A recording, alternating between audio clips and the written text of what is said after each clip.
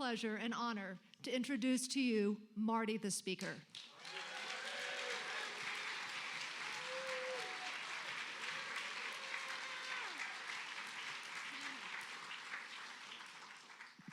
Marti the speaker. Love it. Oh my gosh, there's so many things. Look, I got my whoopee too. More about that later. My name is Marti Ruby, and I am an alcoholic. Imagine that. I wish y'all had a little more enthusiasm. That's all I can say.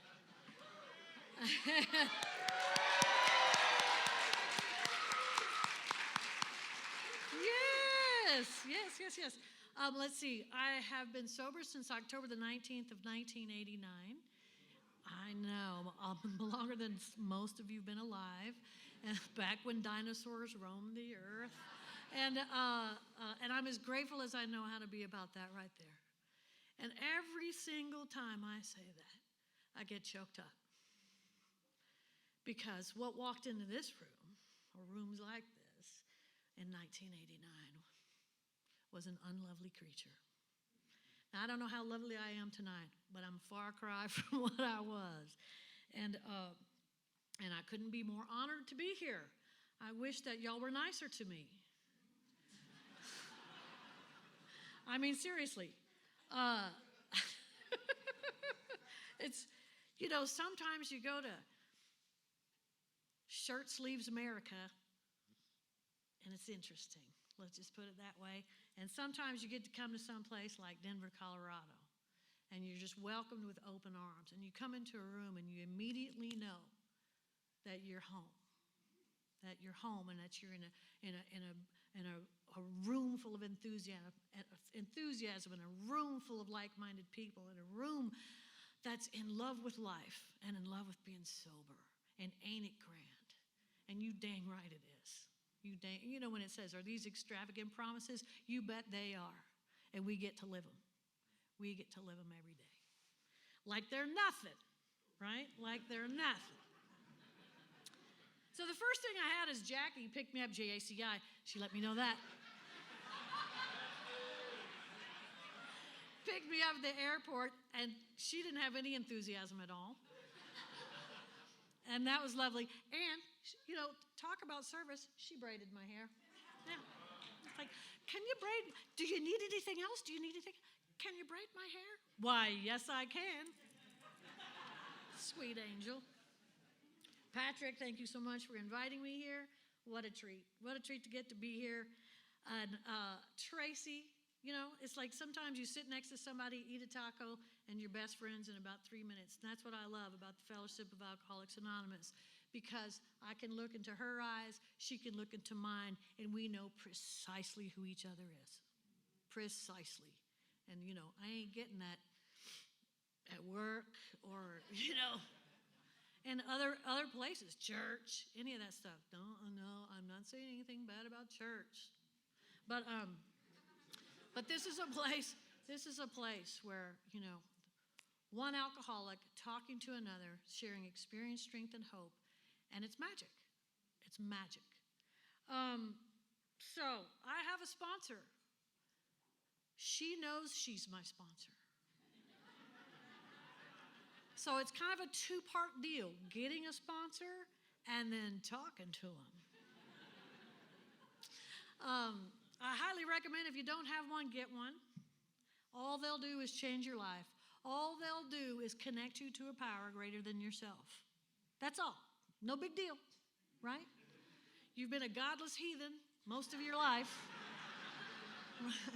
And somebody's going to say, come with me, like a Pied Piper, And what I can tell you about my sponsor is this: I want what she has. And because I want what she has, I'm willing to do what she does. And it's that simple. It's not complicated. If you want what she has, you'll do what she does. Anybody?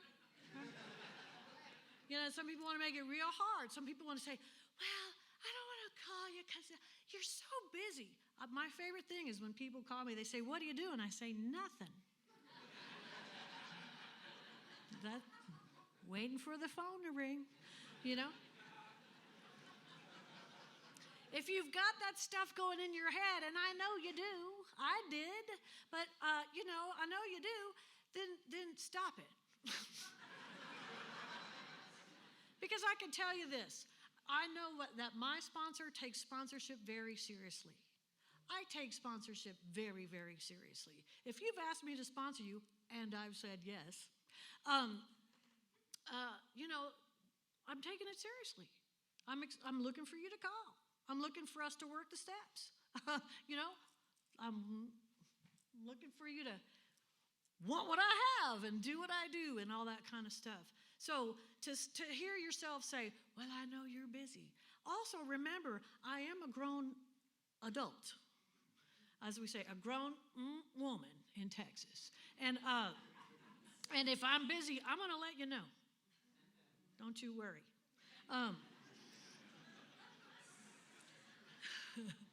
So I also want to say, if you are new to Alcoholics Anonymous, and I got to meet the cutest girls you ever seen in your life down in the bathroom. She got a year on the 12th. Where are you, baby? There she is.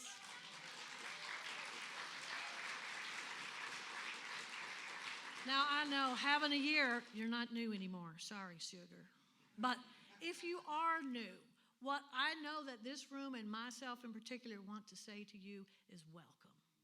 We are glad you are here. We've got a seat for you. We got coffee. We got water, and we want to hear all about it. If you are old, Patrick, thank you. Thank you for being here, keeping the doors open, getting the coffee made, getting this church rented, getting the folks to set up these chairs and do all of this stuff so that things like this happen. That's what your old people do.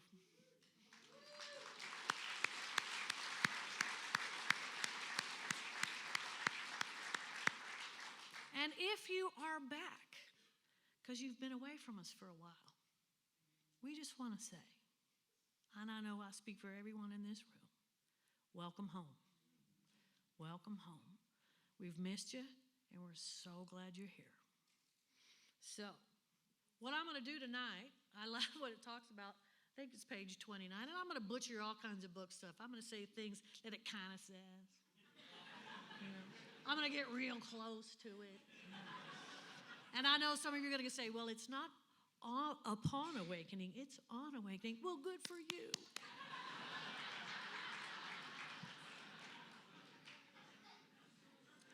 But what it does say is that these self-revealing accounts in bad taste, right? Like I said, I'm an unlovely creature. And then I always think about that. And I remember I'm in a room of Alcoholics Anonymous. I ain't going to shock y'all about nothing. I can't say anything that's happened in my life that there's not at least someone in here who's done the same thing. And thank God for that. Because when I got here, I believed I was the only one. I believed I was the only one who drank like I did, who neglected my children the way I did, who was this awful, belligerent, violent drunk that was so ashamed and so filled with self-loathing. And the thing is, I sat down and talked to you, and you went, ha, ha, ha, me too! Like, it's not, look, they're like, too soon? Not funny yet? Well, it will be, sugar,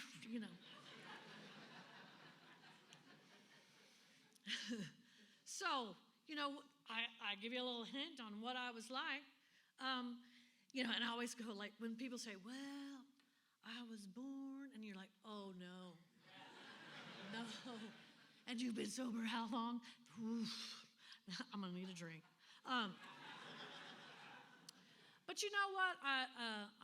I did not grow up, well, it's kind of a funny thing. My parents were not alcoholic. In fact, my father was a rocket scientist at NASA. I know. Check out the big brain on Dad.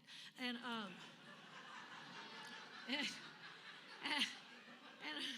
my mother, studied classical piano and was a stay-at-home mom. And I was born in the 60s, and that's as far as I'm going to go with that. No, actually, I'm 62 years old. So I was born in 1961, the last baby boomer, I think. Boomer, as my grandson likes to tell me. I'll show you, boomer.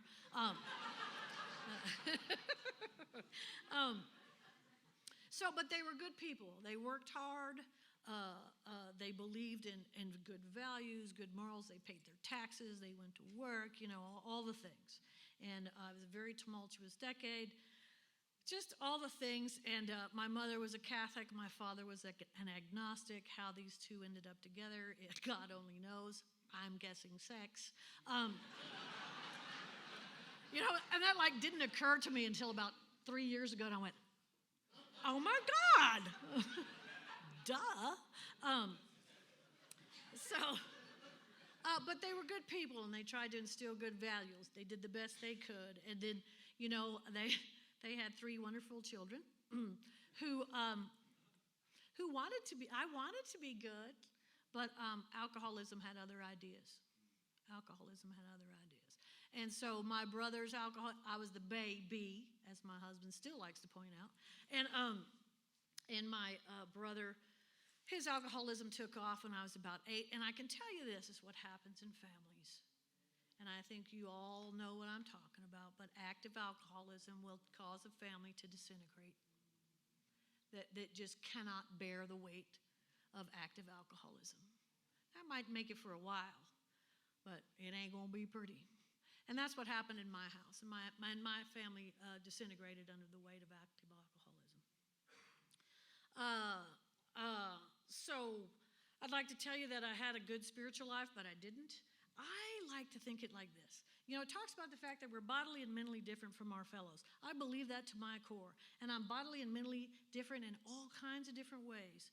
For example, my mother comes from this huge Catholic family, as you do, in South Louisiana. And there would be 25 first cousins, literally, sitting on the pews in the church. And 22 of us loved the Lord. Right? They were feeling it. You know what I'm saying? There were 3 of us. It bounced off like Teflon. You know what I'm saying? I'm like, what? What do you mean I'm not worthy? I'll show you not worthy. And it's just, I just didn't hear it. I just didn't hear it the way other people did. My own family, the way they hear it. That's not what I heard, which is beautiful. Thank God I ended up in here. So I didn't have a God of any understanding before I got to Alcoholics Anonymous. I had a God that was punitive. I had a God I was afraid of. I had a God I, frankly, with my arrogance, said I don't have any use for. Thank you very much. Like this, God, what'd he ever do? That was my attitude. It was lovely. I was a charming, charming little thing. So, life goes on. I moved to Austin from Houston, because that's where NASA was. And I got to Austin as soon as I can. I was about 20 years old. And, I'm doing my thing. My prayer life literally consisted of this. Hey, God, get me a job. See how I go? Get me a job, because you work for me, God, clearly. And get me a job where I make enough money to drink all I want and do all of alcohol's little friends. And we'll be good. Thank you. Signing out. And so that was our that was first conversation in 20 years. So I get a job. It's a good job. It's a great job. It's making money. And what do you think I do? I'm going to tell you what I do. You might not do this, but I find a boy just like you. Because nothing else is interesting. It's like, what'd you ever do? You didn't drive your car in a ditch. How fun could you be? So I found a boy just like you. And what I found was somebody who drank a little bit more than me, a little bit bad, a little bit worse than me. You know, this way I get to be the good one, because that's important to me. Winning. And, and you know, this is how it goes. This is the alcoholic story. So we go out on a date. He comes back to my house. He never leaves. Anybody else here ever done that? No, just me. Well, I mean, he did go, but because neither one of us know how to commit to anything, like can stop to, well, let me just go with my story. Because I don't know how to commit to anything, because I don't know how to think of anyone else but myself, he still kept his apartment and paid rent on it. Yeah, I know, right? That's just good financial sense. So he's laughing. He's like, I think I've done that before. Yeah, you did. So, you know, we didn't want people to think we were crazy. So before we announced we were going to get married, we waited like 6 weeks. Yes. And so we did. We got married, and as love would have it, it takes about 15 minutes, and I'm pregnant. Of course I am. You know, like, safe sex. Ain't nobody got time for that. So I have a baby. Now, by this time, active alcoholism is alive and well in our home, okay? We're hanging on. I'm quickly unemployable, but because I'm pregnant, that's my excuse. But the truth is, I'm unemployable. Here's what I had done. I became unemployable, but what I told myself, and anyone who would listen, was that I'm going into business for myself. Of course I am. And I have a business card. That was it. The end. He's still working, and I'm, you know, pregnant, and alcoholism is living in our house, and we're doing the best we can. And I'd love to tell you that, you know, I had sufficient reason, and I, you know, immediately, because of those moral and philosophical convictions galore that I had, I immediately stopped drinking, and I immediately stopped doing anything else. And I wish that were true. God, how I wish that were true. But it isn't. That's not my story. And that little, you know, I tried. God knows I tried. But I didn't understand anything about powerless. And I certainly didn't understand the insanity behind the first drink. Not at all, right? I just, to Joel's point, there he is. To Joel's point, I thought I was changing my mind, you know? It was not a good idea at 9 a.m., but by 10:30, you know, not so bad. And so it looks like that. Violence ramps up, you know, because I'm a screamer, I'm a yeller, I'm a thrower, I love to break things. You know, you're bigger than me, but as Katie would say, but I'm scrappy, you know. And the truth of the matter is, I'm just mean. I'm just mean, and I can out-mean almost anybody. And so this is what's passing for family life at our house. Now, I had some wonderful old ideas about what success looked like, and when we set out to get married, I really wanted to get married and have that house with the picket fence and the 2.3 kids, and I was going to breed golden retrievers. I had plans and designs. And of course, alcoholism isn't going to let any of that happen. And so it doesn't take long, of course, and I'm pregnant again. And I would love to tell you that, you know, because there's fussing and fighting, you know what comes next. But you know what? Good job, y'all got it. And so what I'd like to say is that, okay, now, sufficient reason. Now, that's it. It's done. You know, I'm putting the bottle down. I'm gonna fly right. That didn't happen. It didn't happen.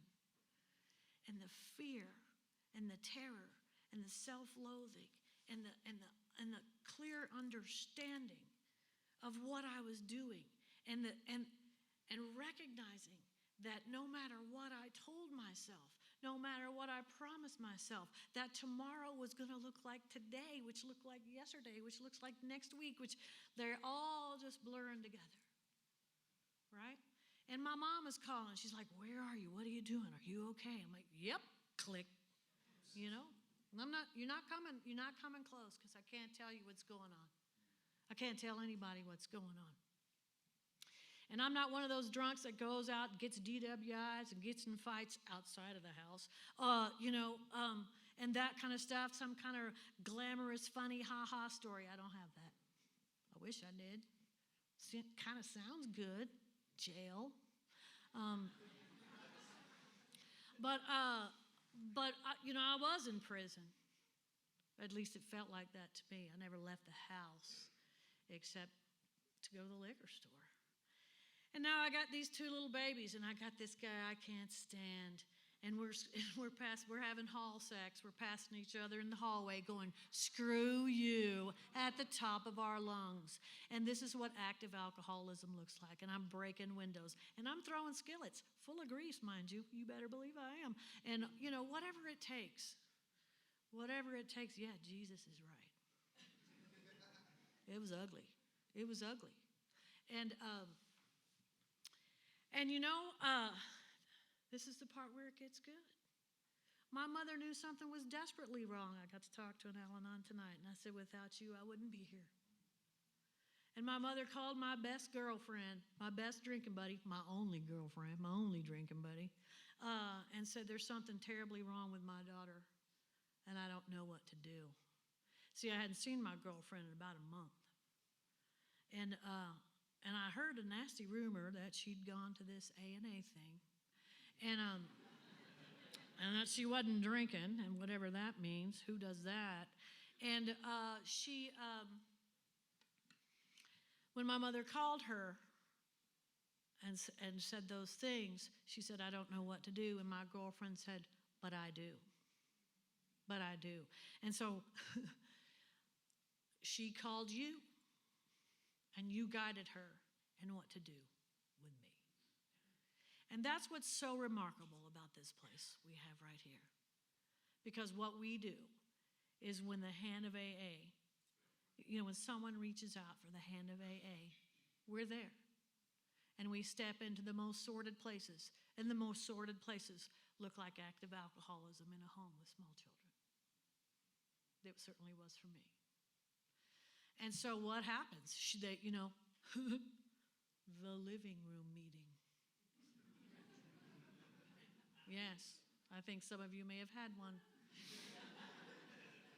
And they say, we've got a plan for you, and all you have to do is say yes. And I'm like, well, if it'll get his money and I get custody, I'm in.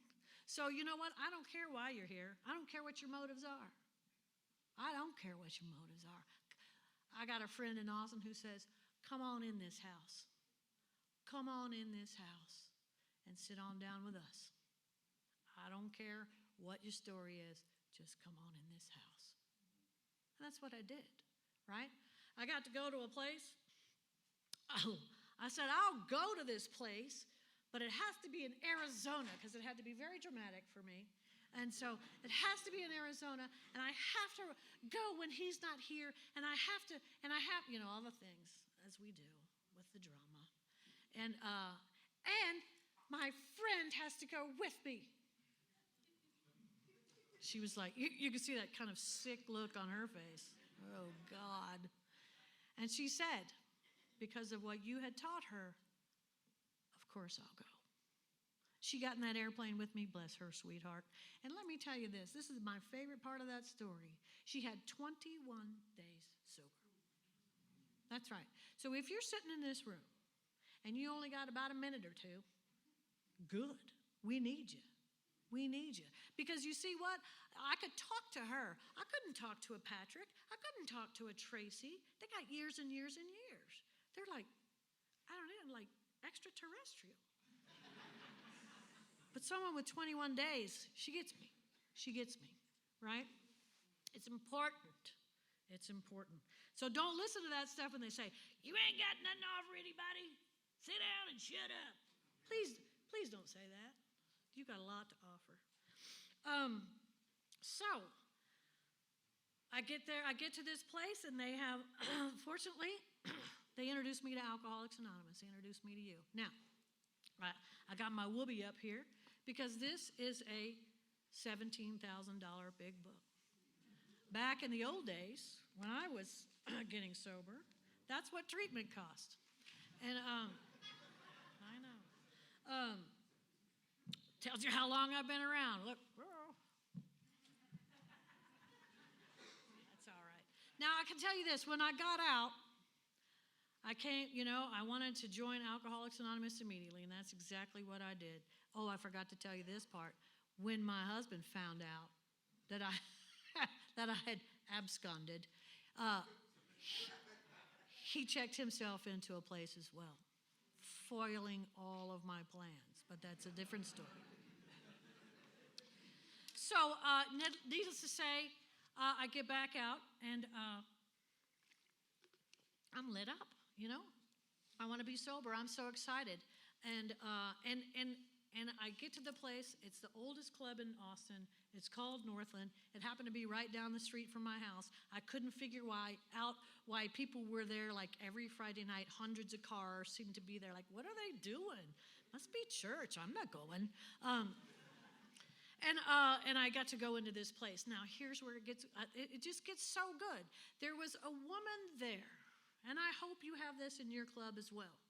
There was a woman who sat in the back of the room who watched the door. She was an older woman, probably my age. When I met her, I thought she was 1,000.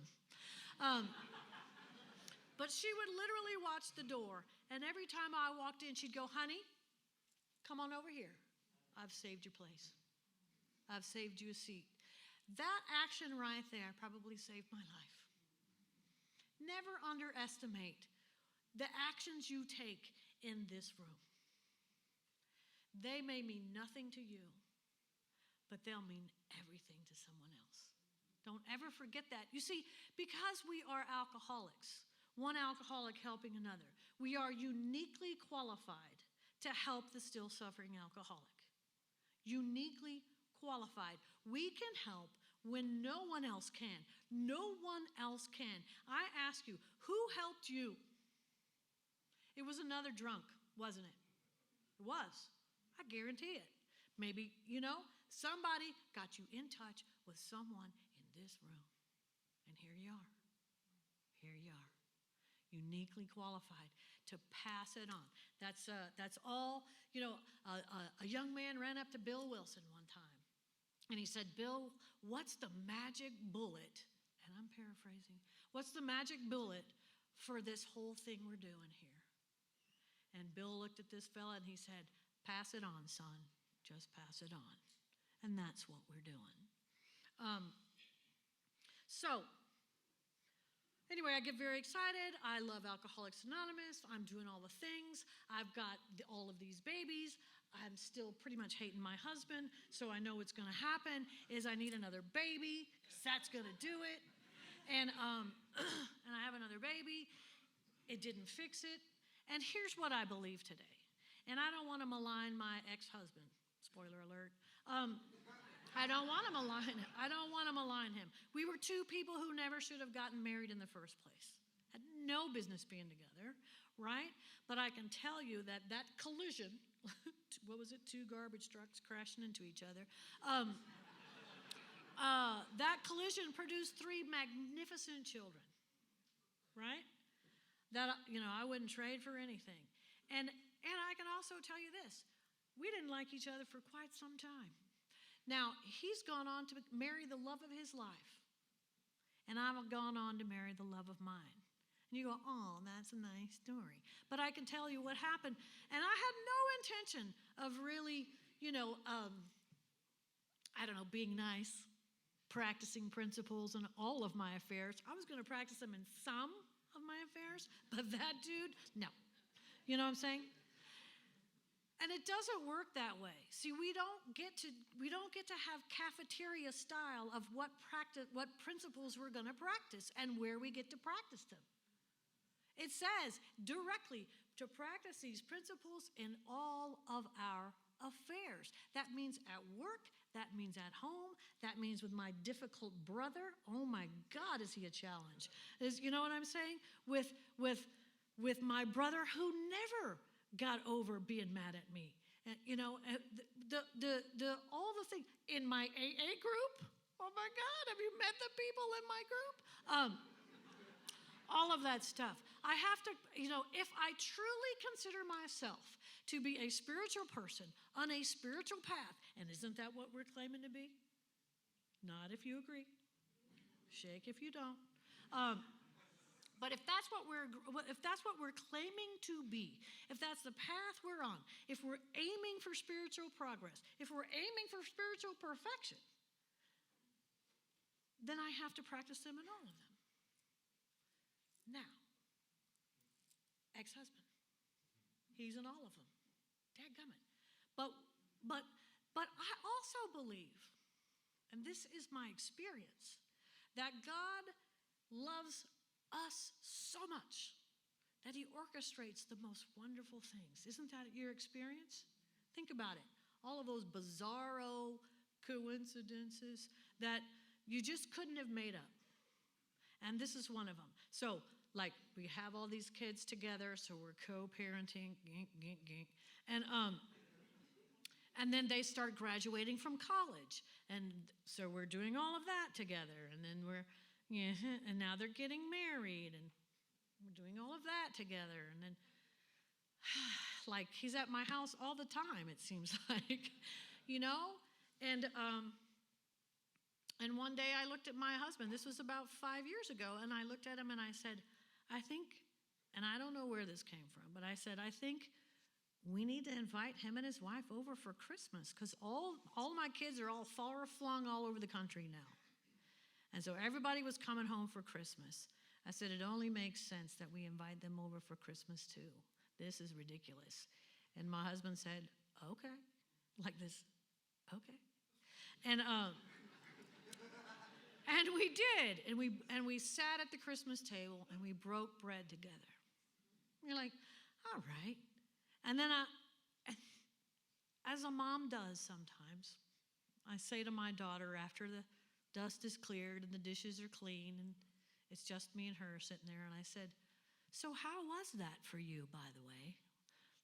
Let's talk some dirt, you know what I'm saying? And I'm not that great. And she says, you know what, Ma? It feels like I got my childhood back. Didn't see that coming. Didn't have that as my goal. Didn't have that as an aim. But what I've asked to do is, what I have tried to do is make a decision to turn my will and my life over to the care of God as I understand him. The operative word being the care of God. Can I entertain the idea that God will actually care for me and all the people I love and all the people in this room? I don't want to get too woo-woo on you, but here, you know what I'm saying? And it's true. And these remarkable things follow. These remarkable things follow that I never intended, that I never designed. Imagine God doing something for me that I hadn't designed. You'd think he was the principal and I was the agent.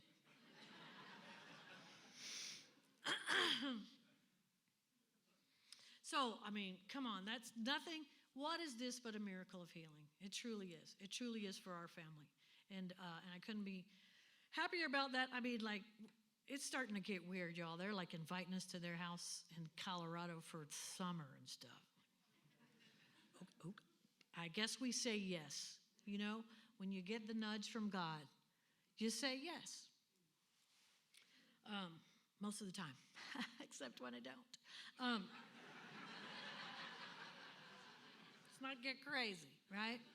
And so I don't want to stand up here and say, you know what? I've been sober 34 years and everything is perfect and everything is lily white. And, don't you wish you were like me? I know you don't. Because that's not what my life looks like, right? My life looks like, thank God I have a sponsor, right? Thank God I have a sponsor. And I just can't plug sponsorship enough. So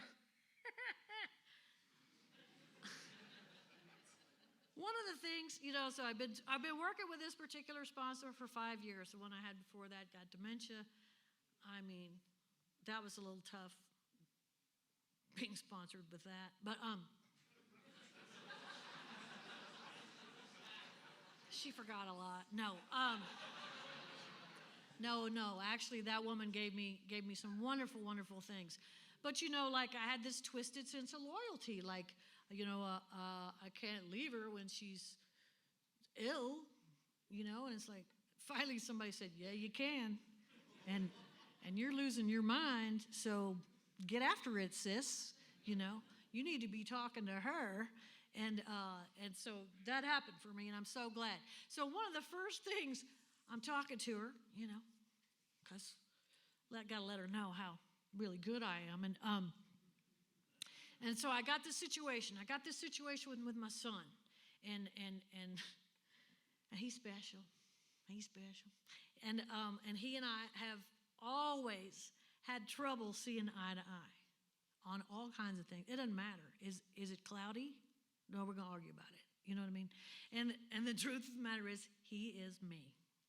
Can you imagine? Shocking. And I didn't figure that out until about a year ago. So I have to construct this conversation because I need to have a conversation with my son because, we need to talk.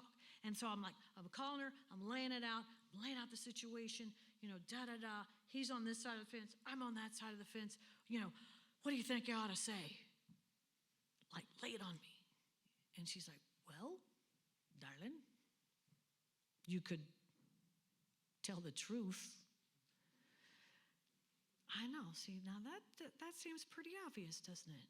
Not to me, it doesn't. Because I know in my literature, throughout the steps, it's telling me continuing to watch for dishonesty. I don't know how to be honest. I don't know how to tell the truth, right? I can kind of tell the truth, but really what I want to do is tell the truth. I want to tell you something that I know you're not going to like, but I want to craft it in a way that you will like it. For example, when I wanted to tell my children that I was going to divorce their father, I wanted to find a way that I could tell them that and they would like it. It's not possible. It's not possible. And so this is the background. This is a lot of my spirituality as well. As neurotic as an inbred poodle, that's me. Right? So, it's that constant, let me see how I can, massage this. So I got to have a great experiment on learning how to tell the truth with kindness, right? I know how to tell the truth with a jab to the jaw. I know how to do that. I can kick you in the shin and tell you the truth. But can I do it with love and kindness? That's what it says in the 11th step. Were you kind and loving? I'm like, ooh, today? We'll try again tomorrow.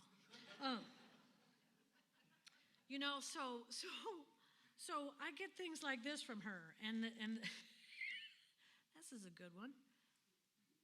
About 6 months ago, and I don't know if anybody in Denver does this, but for me, I was feeling uninspired.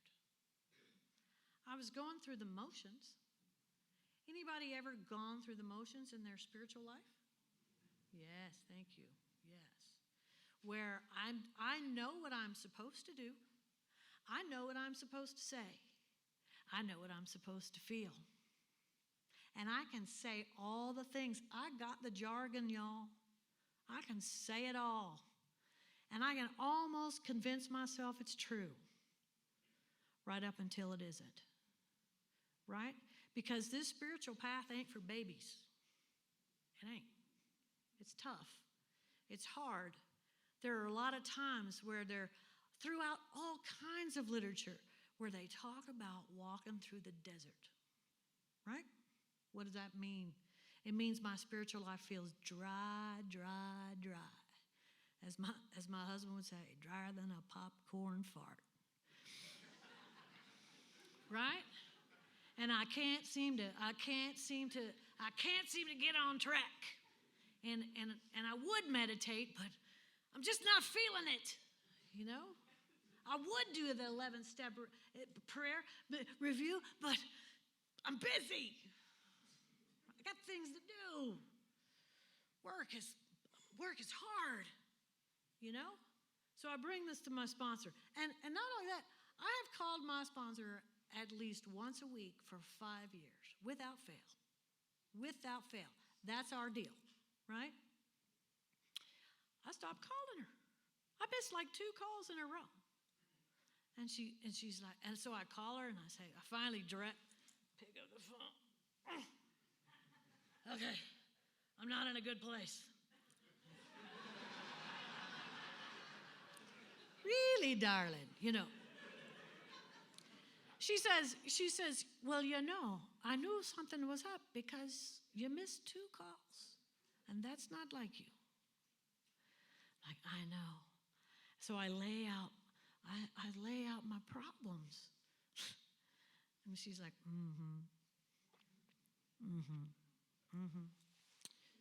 I said, so, what's your suggestion, oh fearless leader? And I'm waiting for some, like, she's going to give me a book title that's going to knock my socks off because, you know, I'm smart like that. And you know, she's going to give me something really special that's tailor-made for me. And, you know, get in there.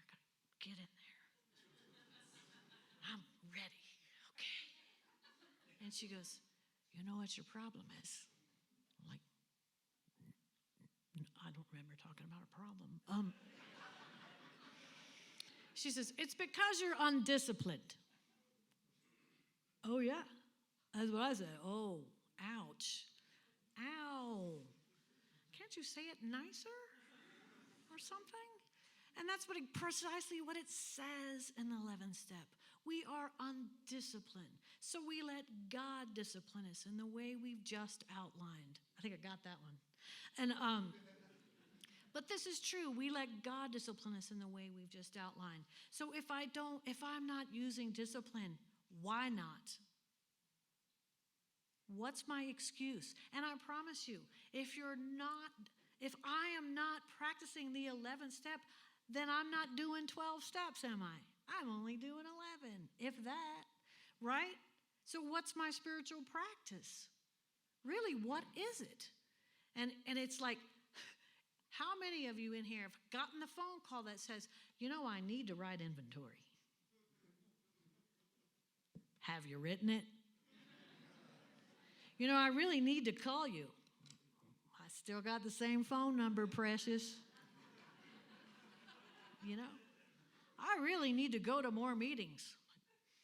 There's like 900 a day in Austin. Where's the discipline behind this stuff? Right? Where is it? Where is the discipline when I sit down?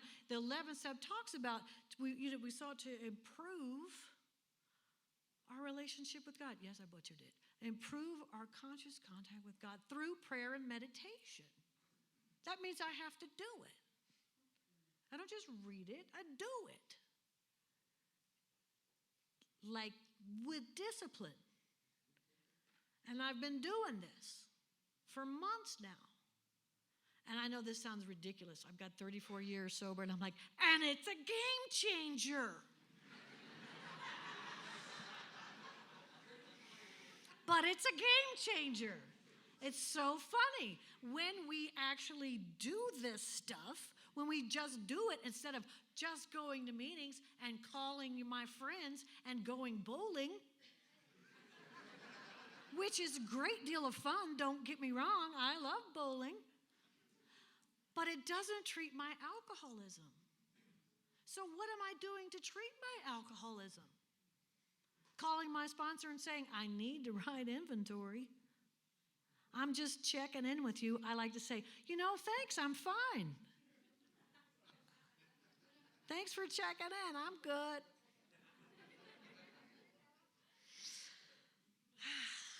So, all of that. It's been a wild ride. And this is the kind of stuff that I have been in this program a long time.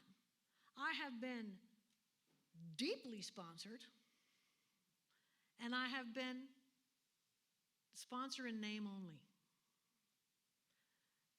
Sponsor in name only isn't going to treat my alcoholism either. But trust me, that comes from my experience. Now, there's probably most of you in this room who've like, I've never gone without a sponsor. I've never not done the 11th step. I've never not done all the steps. I've never not. Good for you. I am happy for you. But my sobriety has not looked like that. I got a gal I've been sponsoring since dinosaurs walked the earth. And her sobriety to me looks like a straight line. Boom. She does these prayers. She does this. She goes to that meeting. Bing, bing, bing, bing, bing, bing. She's also a CPA. Get it? You know what I'm saying? Okay. Good for her. I'm like, I can't even drive to work the same way 2 days in a row. Don't fence me in, man. You're not the boss of me. So my sobriety has looked like this. Some, whoa, off that cliff, come back. And thank God, you're always here for me. And God is always here for me. There hasn't been one time, no matter how undisciplined I've been, no matter what kind of miscreant I've behaved like, where I haven't turned my face toward God and God hasn't said, I've missed you. Welcome home. Not one time. Not one time. Those old ideas of am I good enough? Am I smart enough? Am I hardworking enough? It tells me on page 77 that at this point we're trying to put our lives in order. But this is in 8 and 9. And we're trying to put our lives in order, but our next function is to be of maximum service to God and the people about us. This is where my self-esteem comes from. Doesn't come from being nicer to myself and doing a lot of self-care. That's not been my experience. But when I try to fit myself to be of maximum service to the people about me, not just in these rooms, to the people about me, it's remarkable. It's a remarkable thing, and that self-esteem follows. Now, that being said, I was getting ready for work a few years ago, and I'd get ready for work, and I'd be mad as a wet hen every single day. Every single day. Grump, grump, grump, grump, grump. Now, that's just precious. Like I said, just a sweet little angel that I am. And Cecil, that's my husband's name, he looks at me and he goes, you know what? I said, what? What? He says, you've hated every boss you've ever had.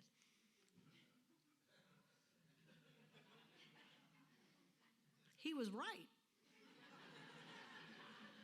I had. And so I got to look, we're talking about practicing these spiritual principles in all of our affairs. Work is one of those affairs. And I got to take an honest look, that big piece of spiritual business we bring to God about who am I when I'm at work. Come to find out, it's not that great. And I didn't want to be her. Not anymore. And with God's help, and a few years under my belt after the work, I think I enjoy a reputation of being someone who's really easy to work with. That's going to get the job done. And that's a far cry from where I was a few years ago, who was just mad all the time and thought she was better than, and if that, I ought to be running this place. Anybody ever think they ought to be running the place? Even though you're not qualified at all. Doesn't matter to me. Qualifications. Bah! So one of the things I wanted to go back a little bit and tell you, because these are self-revealing accounts and bad taste, is that, when I was having hall sex with my first husband and things were disintegrating under, untreated alcoholism, what I'd like, and I had this whole attitude of indifference about my spiritual life. I had a whole attitude of indifference about Alcoholics Anonymous. I really did, because life was good. Life was good. The kids are good. Okay, I hate him. But, I got plenty of money in the bank, paid off that horrible tax bill that I hadn't paid prior. And, all of these kinds of things. And it does, life happens whether we're drunk or sober. Doesn't matter. Life doesn't care whether you're drunk or sober. It's still going to happen. And what happened for me is my mother got sick and died almost immediately. And I had no tools for that. No tools for that because I'm entitled. And what am I going to do without my mother? And how am I going to raise these kids without my mother? Me. The spiritual malady was all over me. All over me. Now I had a friend, of course I do, and I have a friend, never mind that he's been in relapse for years. He's still my friend. I'm going to help him. And but I've loved him for a long time. And I crossed a line, right? What is that? It's really euphemistic, isn't it? I had an affair with my friend. And that really led to the disintegration, of course, as it does, because, let's face it, husbands really don't like it when you have a boyfriend. Or at least that one didn't. I don't know about yours. And I don't mean to make light of it, because a lot of people got hurt. And I wish that stone cold sober, stark raving sober as I was, that I would have had the tools to have been able to do something different. And I can tell you that I lost my mind and I never took a drink. And it was all about the indifference, of the attitude of indifference that I had around my spiritual life and around Alcoholics Anonymous. You see, I don't need this. Like I had a friend literally ask me one time not too long ago, she goes, "Do you do Alcoholics Anonymous every day?" I'm like, "Why, yes, I do. I certainly drank every day, so only stands to reason." So this kind of stuff, and I mean, wow, that not great. Like I said, a lot of people got hurt, but I use that story because of the spiritual malady. That to me is what I believe it is, right? That's what I believe it is. And that's going to get all over me if I'm not treating my alcoholism. I suffer from alcoholism. That's not going to change for me. Now, am I holding on and hoping I don't drink? Of course not. I've been placed in a position of neutrality, safe and protected. But I still need to treat my alcoholism every single day. I hope you do too. I hope you do too. Anyway, me and that old boy, we ended up getting married. That was in 1997, and we've been together ever since. I know.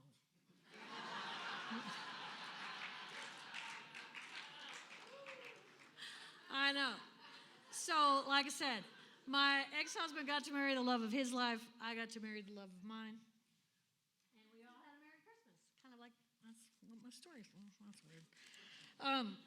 All right. I'm getting close to the end. You're like, thank God. And I'll just, so me and Cecil, we have the opportunity to live on his family's ranch. This ranch has been in his family since 1937. It's a beautiful place. And he takes it very seriously, and so do I. And we're very, very, very lucky to get to live there. And last summer, Texas had a terrible, terrible drought. Terrible. We had been in drought for years, but this one was brutal. And last July, we had a fire. We had a 50-acre fire. which might not mean much to y'all here in Denver where the whole forest goes up, but it meant a lot to us. It was big. We had helicopters and airplanes, and it was a thing, man. It was really, really scary. Got from about here to the back of that wall to my house. And, 50 acres is a lot to us.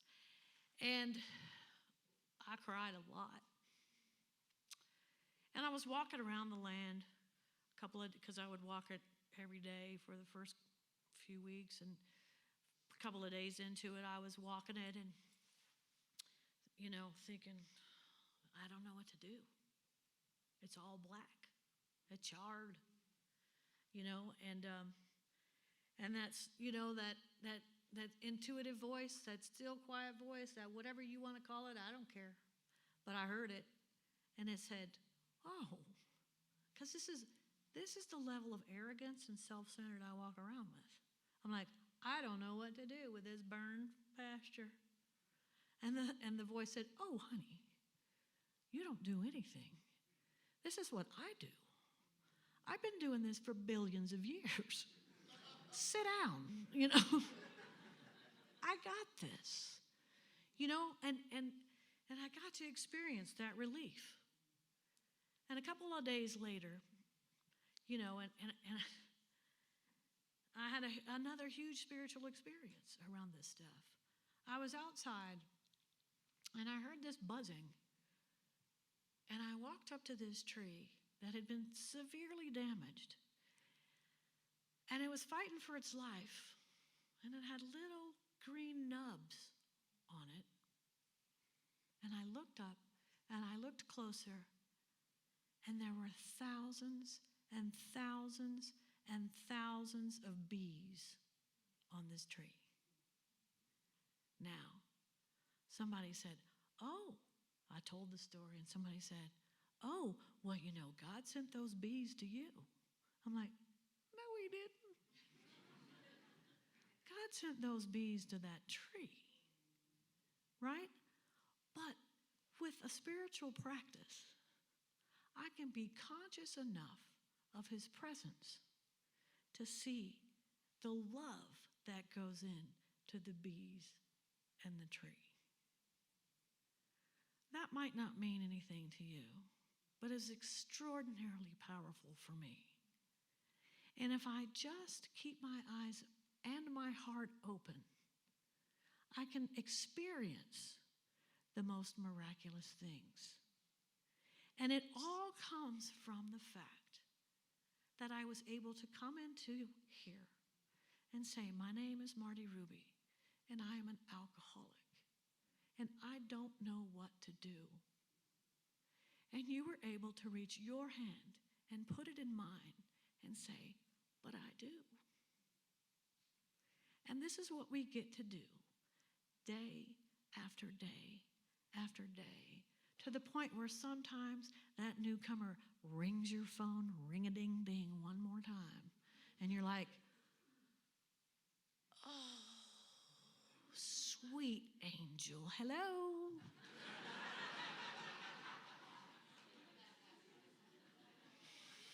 And if you ask me, we are the luckiest people in the world.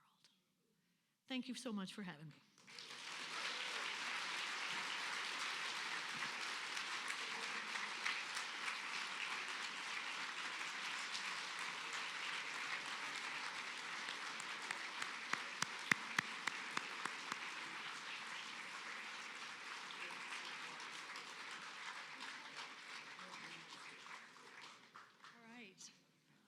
Marti, I hate to tell you this, but you are lovely.